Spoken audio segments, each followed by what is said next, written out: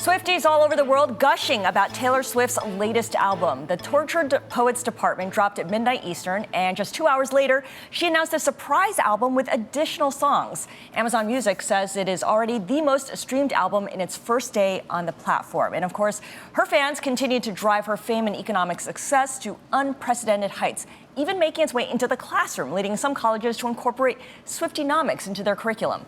For more, we're joined by Ryan Herzog, Associate Professor of Economics, who is doing just that at Gonzaga University. Ryan, it's good to speak with you on this day of the launch of the Tortured Poets Department. Tell me a little bit about Swiftonomics and the launch of that album and what it means for the music industry at large if you were to incorporate Swiftonomics into your curriculum today. Yeah, I think Swiftonomics is really just taking everything Taylor has done and creating a Principles of Economics Taylor's edition, basically. From everything she's done in terms of releasing her tour, ticket pricing, all of those dynamics have certainly contributed to our ability to incorporate her story into our classes and get students more engaged. This album is just another example of her kind of utilizing economic principles to her success. So one of the economic principles you mentioned she's utilizing is diminishing marginal utility. She's in the middle of her Eras tour in Europe. She's still releasing an album. Explain how that works. Yeah, with students I talk about, for me, Easter just passed. I love those Cadbury cream eggs. You have the first one, you get a huge satisfaction out of it. By the time you've had 4 or 5 of them, you're probably getting a little bit of a stomach ache, right? With Taylor, she's been played a ton of times on the radio. Tons of people have listened to her. Her songs are starting to lose some airplay, right? The value you get from listening to one of her hits, Anti-Hero Cruel Summer, is probably dying a little bit. So it's time for a new release. She's still on social media. She's still getting a ton of attention. So the demand for her is there. It's now another opportunity for her to get back on the airways with new music. And of course, at some point, Ryan, she's going to actually be back on tour.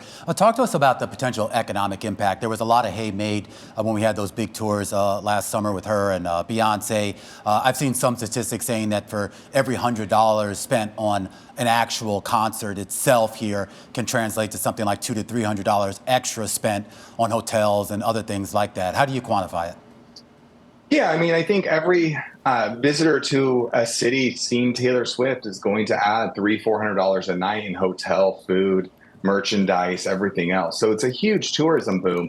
If you look at her going back on tour this summer with her heading out to Europe, we're seeing entire industries formed around Taylor Swift travel. You look at ticket prices in North America, the cheapest venue is going to be $2,000 to see her in Miami. You can go out and see her in Spain for $500, $600. So Americans are packing up. They're traveling over the Atlantic. They're planning family vacations in Europe to see her shows. Is there anyone else that has that type of impact? Usually when we talk about the economic impact of something coming to town, it's usually something like, the Super Bowl, the Olympics, something that's more than just one person, if you will, here. Who else has that kind of clout and power? It's the Super Bowl every weekend, basically, in a new city. She's driving so many people to these venues, so many people to the concerts. We've racked our brain trying to figure out who.